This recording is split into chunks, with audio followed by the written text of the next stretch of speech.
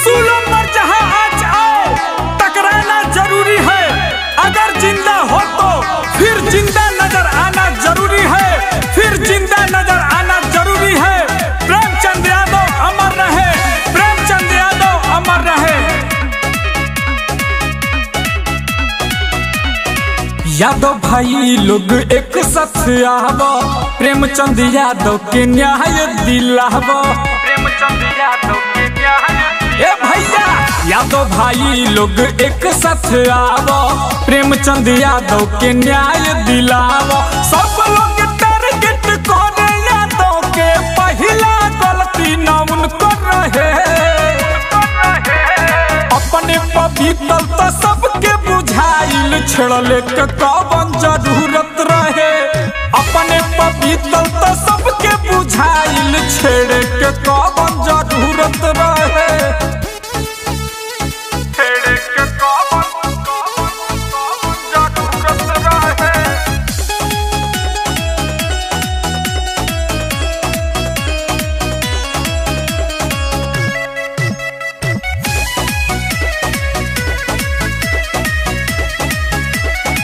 प्रेम यादव के घरे बुला के पहिला मोहटर उनकर भइल, सुन के सभे दंग भइल या फिर उनकर परिवार गइल, फिर उनकर परिवार गइल।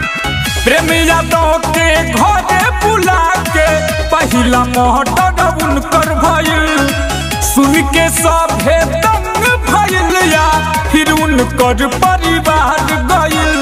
प्रेम यादव के हत्या हो गइल, कैसे केहू सुन के रहे। अपने पवित्र तो सबके बुझाइल, छेड़ले के कौन जरूरत रहे। अपने पवित्र तो सबके बुझाइल, छेड़े के कौन जरूरत रहे।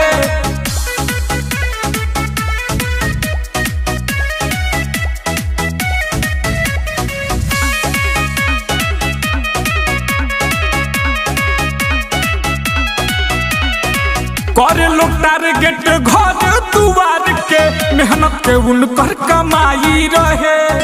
मेहनत कई के बनवले हवेली, सब कोई आँख गड़ाई रहे, सब कोई आँख गड़ाई रहे। करे लोग टारगेट घर दुआर के, मेहनत के उनकर कमाई रहे। मेहनत कई के बनवले हवेली, सब कोई आँख गड़ाई रहे। सब लोग मिल के साथ निभावो, न्याय के रहिया देखत रहे। अपने पवित्र तो सबके बुझाइल, छेड़ले के कौन जरूरत रहे।